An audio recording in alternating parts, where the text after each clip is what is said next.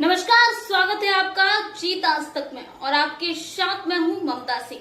तो चलिए बढ़ते हैं ताजा तरीन खबरों की ओर। जीत आज तक आपको रखे आगे।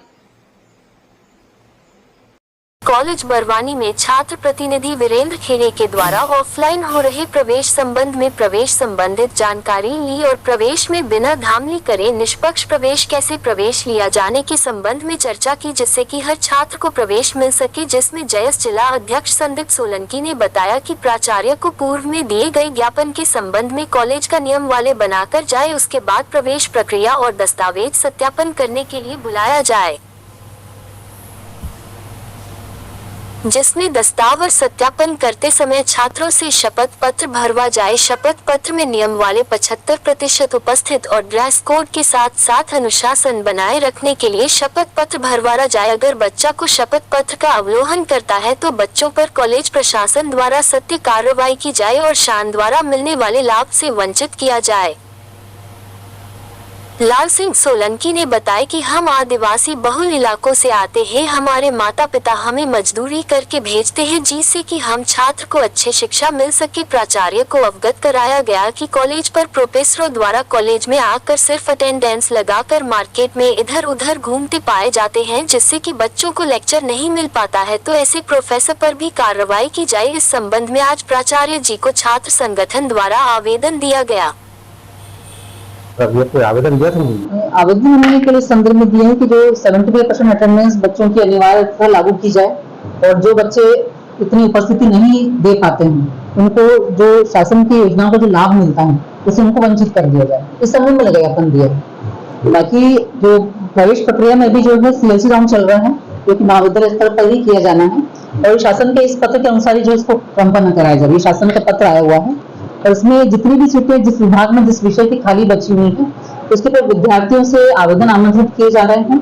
उसकी जो टीम बनी हुई है प्रवेश समितियों की, वो उसकी मेरिट लिस्ट बनाएंगे नंबरों के आधार पर। उस मेरिट लिस्ट को बाहर लगा दिया जाएगा और जो बच्चे इच्छुक हैं उस विषय में उस विभाग में एडमिशन लेने के लिए वो अपना लिंक खुलने पर अपना फीस जमा करके और अपना एडमिशन जो है वहां पर ले सकते हैं।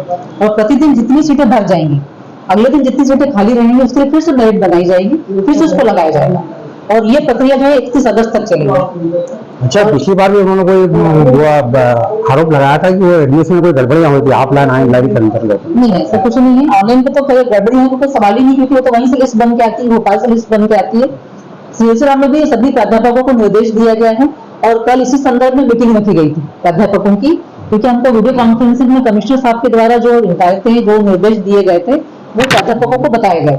आपको इन नियमों के तहत, इन निर्देशों के तहत आपको जो है एडमिशन करना है और सभी क्लासेस के लिए समितियां बना दी गई हैं।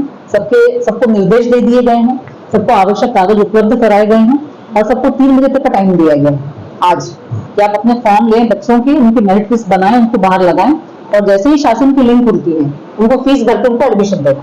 अच्छा, दूसरा मुद्दा उन्होंने बताया ड्रेस कोड लागू करना। हाँ। वो क्या ड्रेस कोड का मुद्दा पहले भी उठा था, बच्चों को बताया गया था, लागू करने का प्रयास भी किया गया था, लेकिन अब हमारा कॉलेज जो है प्रधानमंत्री कॉलेज ऑफ एक्सीलेंस हो गया है और पूरे मध्य प्रदेश में 55 कॉलेजों को इस तरह से इस कैटेगरी में जो है रखा गया है। शासन के द्वारा हमसे सुझाव भी मांगे गए कि ड्रेस कोड के संबंध में आपके क्या विचार हैं।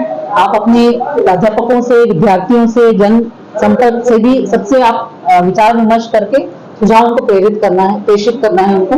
और यदि उनका एक पॉलिसी बनती है कि किस प्रकार के ड्रेस कॉलेज में लागू की जाए, क्या प्रधानमंत्री एक्सीलेंस की कोई अलग ड्रेस होनी चाहिए, या सारे कॉलेज के लिए एक समान ड्रेस होनी चाहिए, या महाविद्यालय अपने स्तर पर इसको निर्धारित कर सकता है, ऐसा निर्देश हमको प्राप्त होगा, उसके बाद कार्रवाई करेंगे। अच्छा, तीसरा मुद्दा बताया कि जो स्थानीय कॉलेज के अंदर है कुछ लोग जो है यहाँ आके बेड़ी आते बगीचे में आते हैं बिना अनुमति के, यहाँ जो जिनका कॉलेज से कोई देना देना नहीं, अवांछित लोग आते हैं, तो उस संबंध में भी शिकायत देते, तो वहाँ पर जो गार्ड वार्ड रुकते भी, चेक भी नहीं करते, तो इस मामले में आप पर क्या रहेगा? अभी विद्यार्थियों को जो है परिचय पत्र बनने को दिए हुए जो आए नहीं है, परिचय पत्र देने के बाद जो है विद्यार्थियों को ये अनिवार्य किया जाएगा कि वो परिचय पत्र पहन के ही महाविद्यालय में प्रवेश करेंगे। इससे महाविद्यालय के विद्यार्थियों को बाहर के विद्यार्थियों से पहचान सकते हैं कि कौन से विद्यार्थी बाहर के, इसलिए उनके पर कार्रवाई की जाएगी।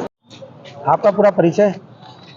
वीरेंद्र खेड़े, छात्र प्रतिनिधि। अच्छा, कहाँ के निवासी आप? बड़वानी से। अच्छा, आज भवानी यहाँ कॉलेज में कोई समस्या लेकर आए, क्या समस्या? समस्या के संबंध में जैसे अभी शासन का कुछ वर्षों वर्षों से जो ऑफलाइन प्रक्रिया एडमिशन प्रक्रिया थी वो बंद हो गई थी, लेकिन इस साल एडमिशन नहीं होने पर शासन ने वापस ऑफलाइन प्रक्रिया चालू करी है, जिसका आज अंतिम दिन था।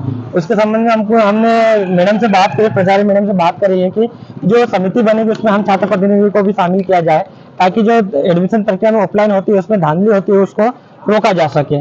उस संबंध में हमने मैडम से बात करी। अच्छा, आपने धांधली का बताया, कौन कौन सी पूर्व में धांधलियां हुई? हाँ, इससे पूर्व जो ऑफलाइन प्रक्रिया होती थी उसमें कहीं ना कहीं जो प्रशासन होता है वो दबाव में आकर कोई नेता के दबाव में आके या कोई ऐसे व्यक्ति के जो उच्च कर्मचारी होते हैं उनके दबाव में आकर उनके परिचित बच्चों का करवा लेते और गरीब बच्चों का एडमिशन नहीं हो पाता था इसमें।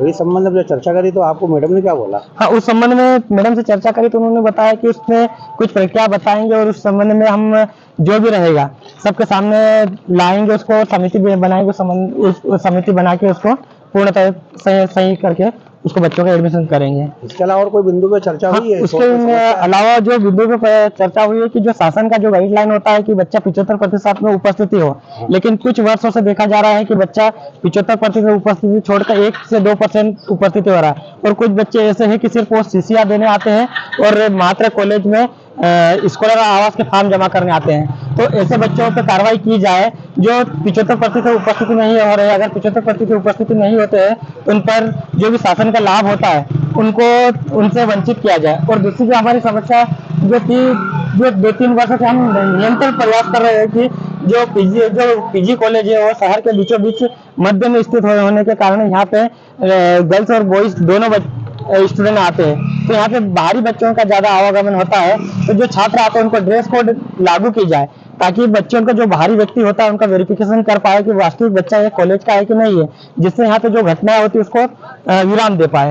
अच्छा, जैसे पिछले दिनों में शासन के आदेश भी हुए थे कि वो ड्रेस कोड वगैरह लागू करने के आदेश हुए थे क्या? उसमें आदेश तो हुआ था, लेकिन कहीं ना कहीं जो कॉलेज प्रशासन वो नाकाम रहा है, क्योंकि गाइडलाइन नहीं बनाई गई थी कि बच्चा कंपलसरी पहन के ही आया था। क्योंकि गार्ड को सिर्फ वहाँ पे खड़ा रखते हैं, लेकिन गार्ड को निर्देश नहीं दिया गया था कि उनको बच्चों अगर जो ड्रेस कोड नहीं पहन कर आए तो उनको वापस पहुंचाया जाए, उनको निर्देशित किया जाए कि भाई तू ड्रेस कोड पहन के आए। लेकिन जो कॉलेज प्रशासन इसका पूर्णतः पालन नहीं कर पाया।